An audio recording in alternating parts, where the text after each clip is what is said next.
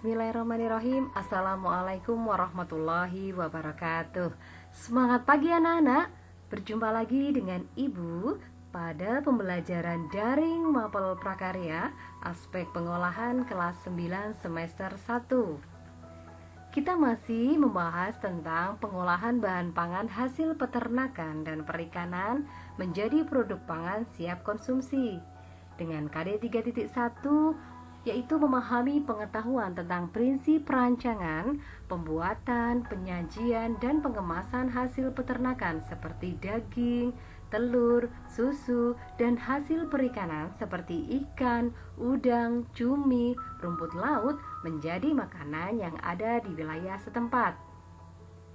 Minggu lalu kita belajar tentang pengolahan hasil peternakan dan perikanan menjadi makanan siap saji. Kita juga belajar jenis serta manfaatnya. Nah, kali ini kita belajar tentang metode pengolahan pangannya. Kemudian kita belajar tahapan pengolahan serta penyajian dan pengemasan. Tujuan pembelajarannya apa? Kalian sebagai peserta didik diharapkan mampu. Yang pertama yaitu mengidentifikasi teknik pengolahan hasil peternakan dan perikanan. 2. Kalian memahami tahapan langkah pengolahan hasil peternakan dan perikanan. Dan yang ketiga, kalian mampu menyajikan dan mengemas hasil peternakan dan perikanan.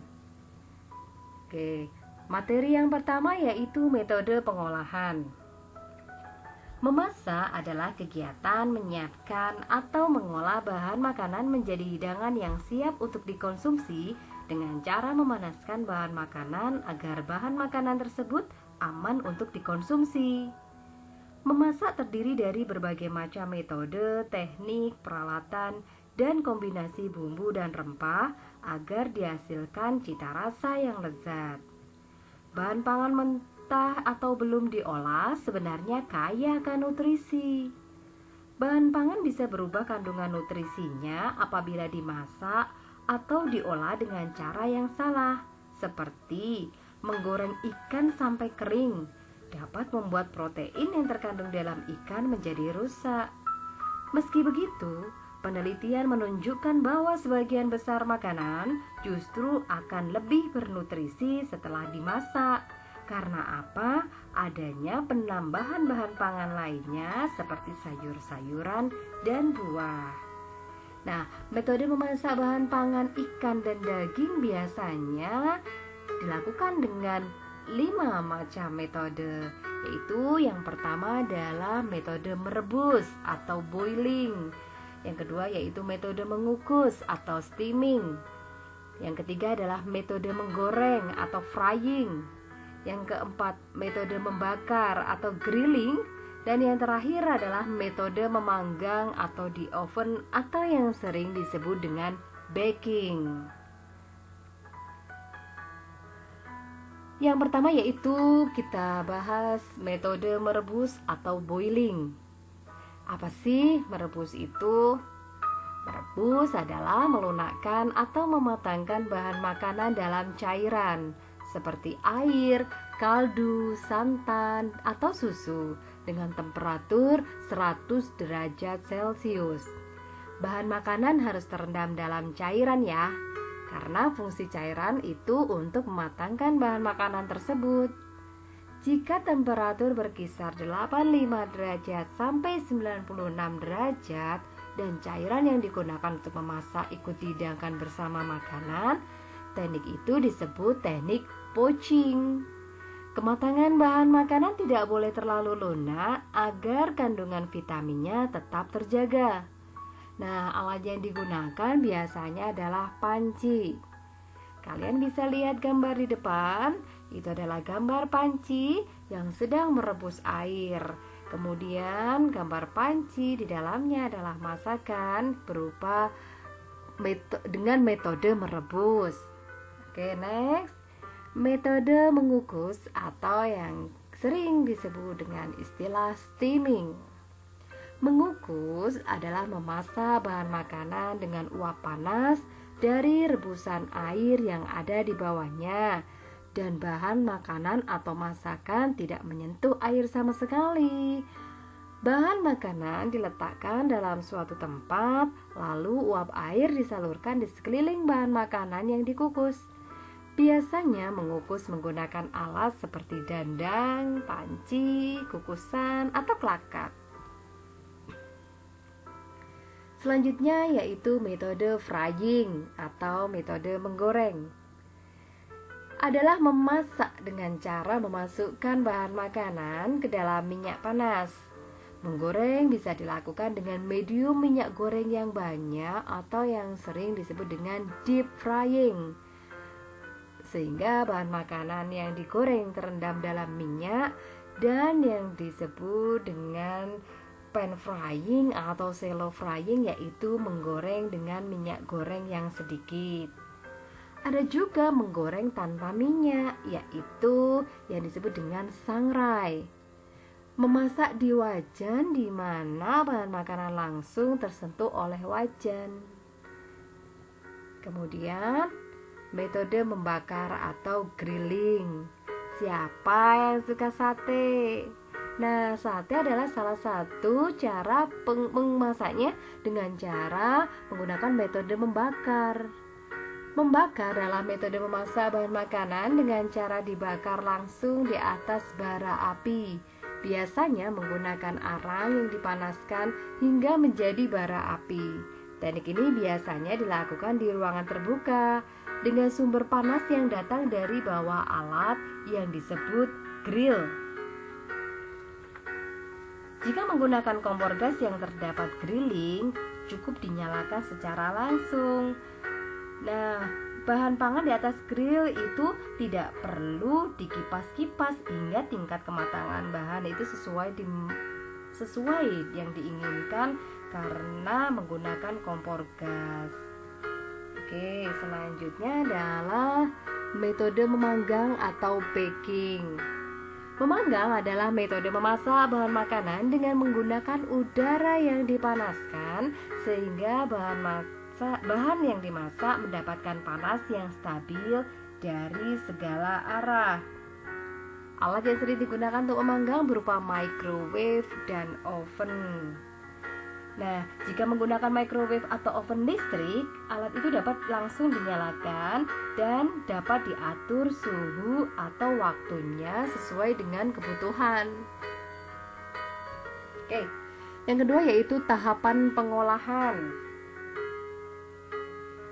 Mengolah bahan pangan bergantung pada tujuan, metode, kebutuhan, dan kegunaan yang kita inginkan. Dalam mengolah bahan pangan, kita perlu membiasakan dengan merencanakan atau merancang proses pembuatannya. Mengapa?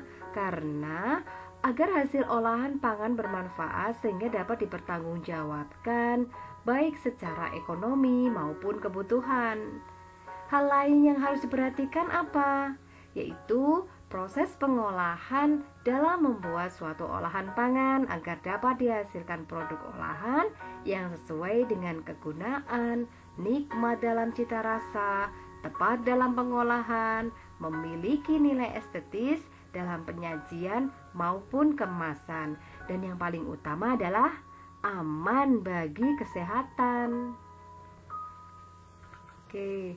Berikut adalah alur atau tahapan pengolahan. Yang perlu dilakukan yang pertama adalah perencanaan. Kita harus mengidentifikasi kebutuhan. Menganalisis kebutuhan pengolahan pangan berdasarkan kondisi lingkungan. Nah, ide gagasan ini dari hasil identifikasi kebutuhan. Yang kedua adalah proses pembuatan. Proses pembuatan harus memerlukan persiapan dan prosesnya. Rencanakan pembelian bahan sesuai kebutuhan, alat dan pengolahan pangan serta pembuatannya dimulai dari misalnya pengupasan, pencucian bahan dan lain-lain. Sedangkan dalam proses pembuatan, keselamatan kerja dan hal khusus lainnya harus diperhatikan pula. Kemudian yaitu pengemasan. Nah, pengemasan di sini harus memperhatikan wadah penyajian atau wadah kemasan. Perhatikan nilai estetikanya dan kesehatannya. Dan yang terakhir yaitu kita mengevaluasi.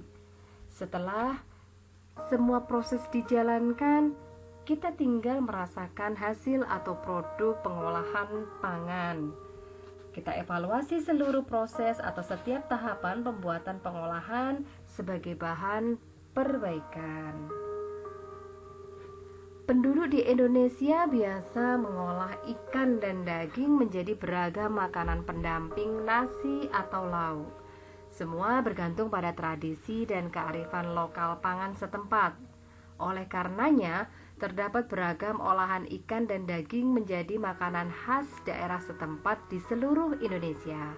Olahan ikan dan daging khas tiap daerah tersebut memiliki cita rasa yang unik dan berbeda karena penggunaan bumbu dan rempah serta komposisi dan campurannya berbeda pula. Nah, sebelum melakukan pengolahan kita harus mempersiapkan alat dan bahan termasuk bumbu dan rempah yang akan digunakan. Pengetahuan tentang bumbu dan rempah-rempah pada saat mengolah bahan pangan sangat dibutuhkan. Bumbu berfungsi untuk menambah cita rasa dan dapat menghasilkan cita rasa yang berbeda dengan kombinasi dan komposisi tertentu pada olahan pangan. Selain itu, bumbu juga dapat berfungsi sebagai bahan pengawet pada masakan karena adanya beberapa kandungan zat pada rempah yang digunakan bersifat antiseptik dan dapat membunuh bakteri patogen. Selanjutnya kita akan mengenal jenis-jenis rempah.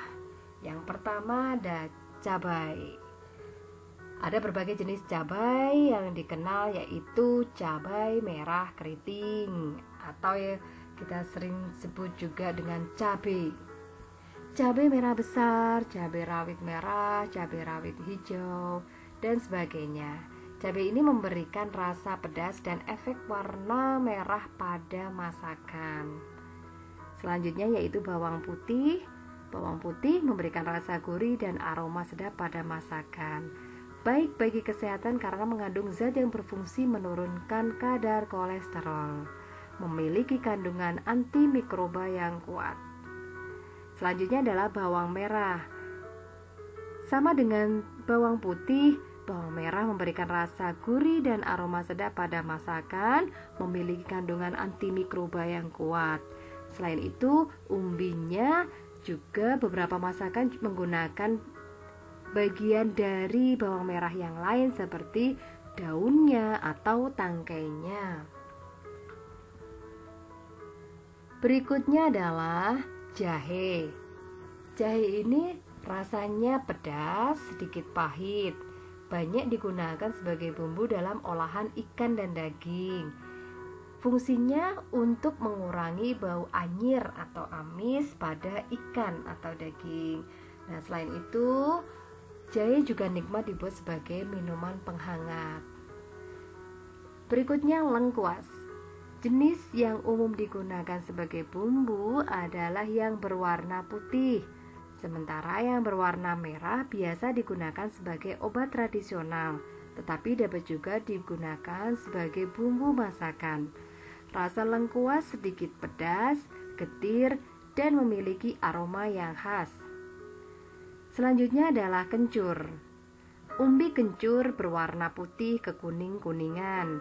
Rasanya sedikit pedas dan getir, memberi efek rasa segar dan aroma khas pada masakan. Selain sebagai bumbu masak, umbi kencur juga digunakan sebagai obat tradisional. Selanjutnya adalah kunyit. Kunyit ini berwarna kuning hingga orange, rasanya pedas, dipakai sebagai aromatik dan juga memberi warna kuning alami pada masakan. Selain itu juga umbi kunyit digunakan sebagai obat tradisional.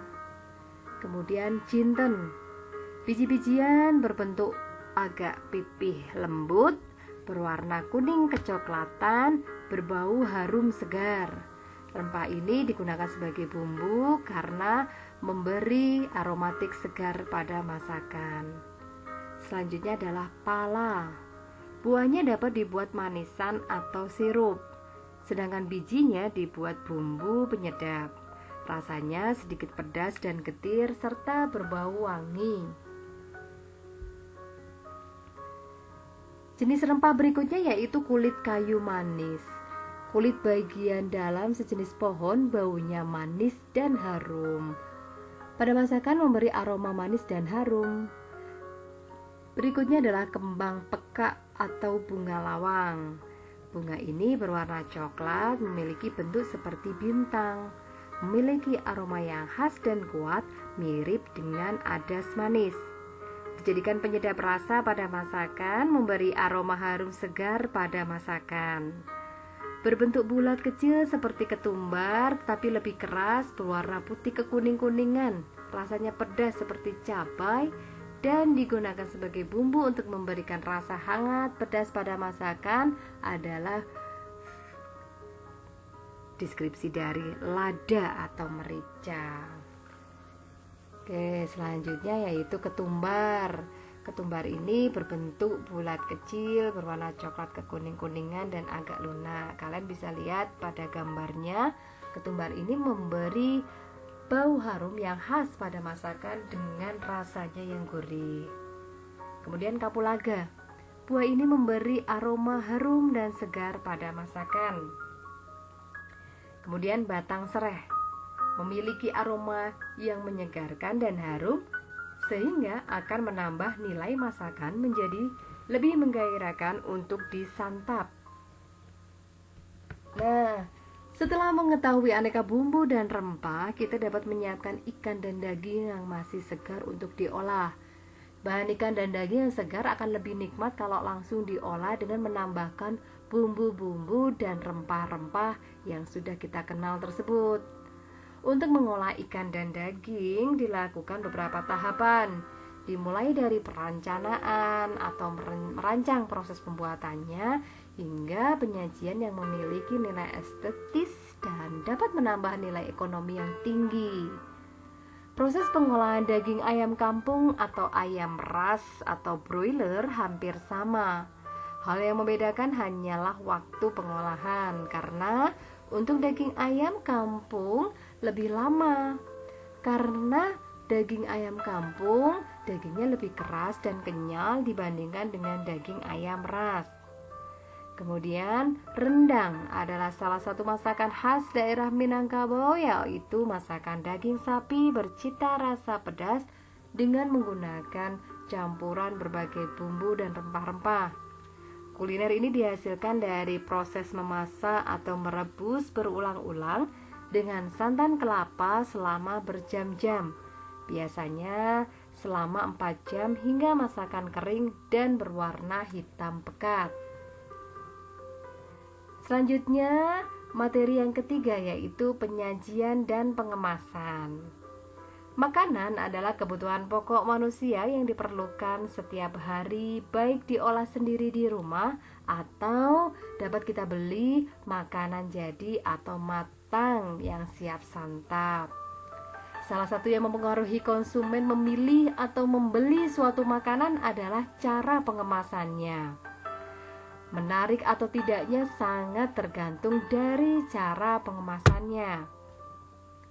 Pengemasan makanan adalah cara untuk menyuguhkan makanan kepada orang untuk diperjualbelikan yang telah ditata berdasarkan komposisi warna, tekstur atau bentuk, rasa aroma, dan alat atau kemasan sajian makanan.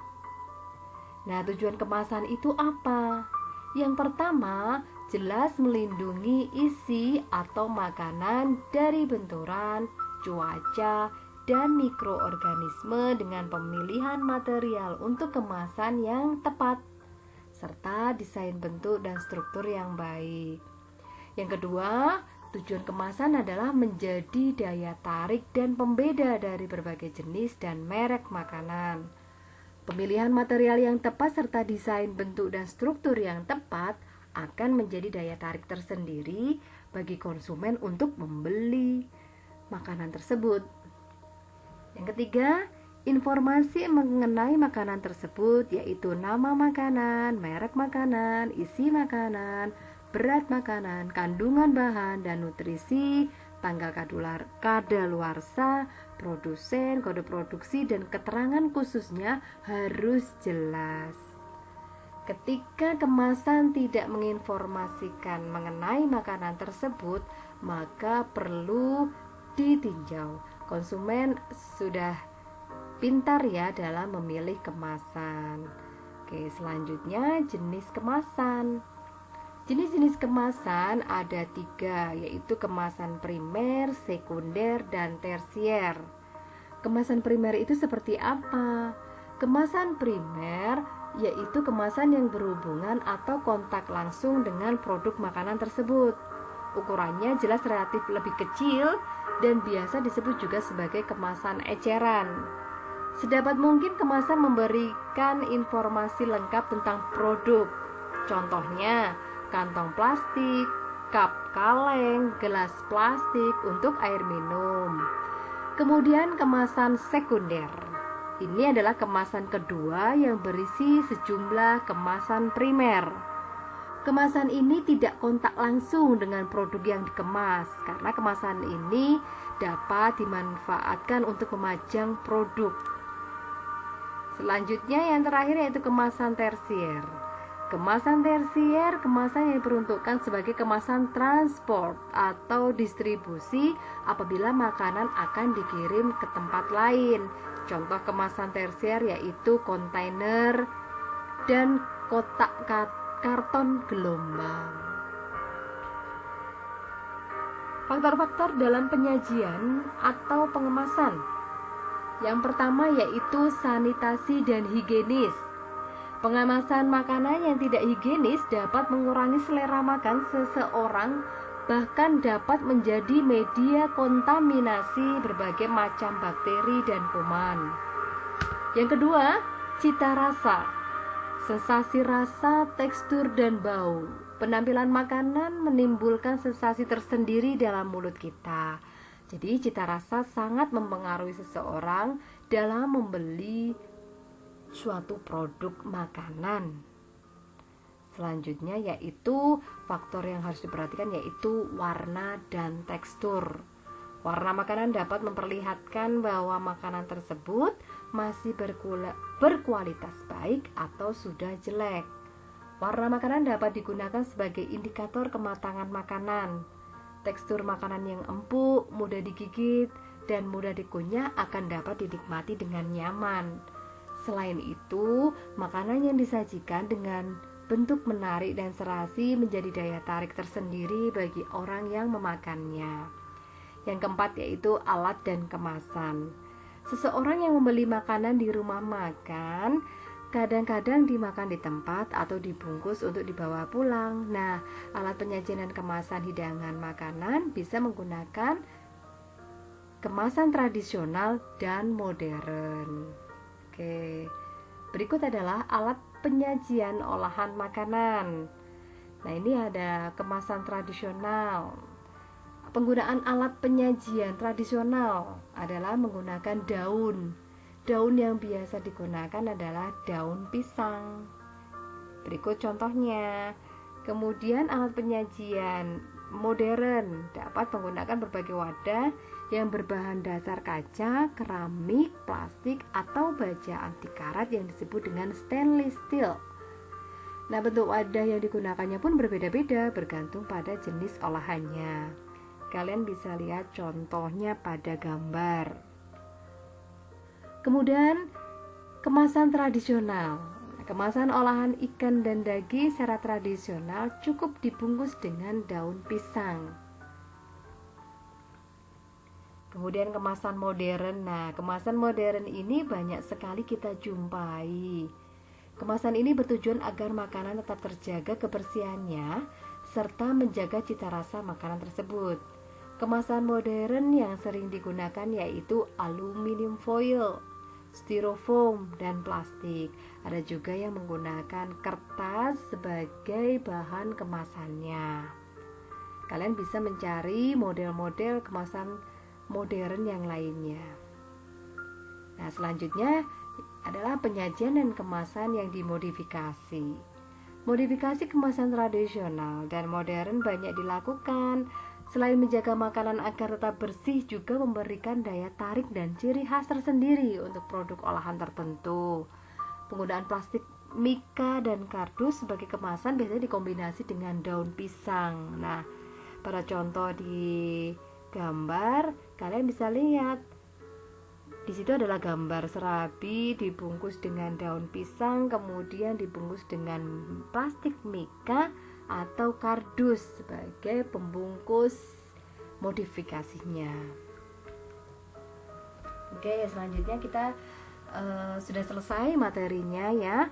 Berikut adalah tugas yang harus kalian kerjakan.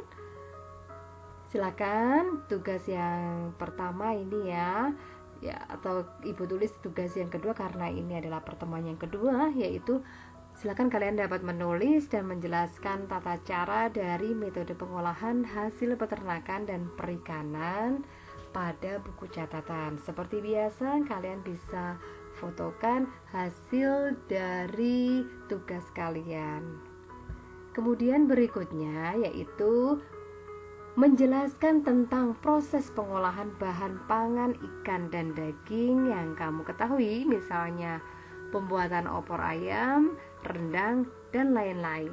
Jelaskan dari perencanaan, persiapan alat dan bahan, proses pembuatan sampai dengan penyajiannya ya. Bebas masakannya, kalian bisa memilih sendiri.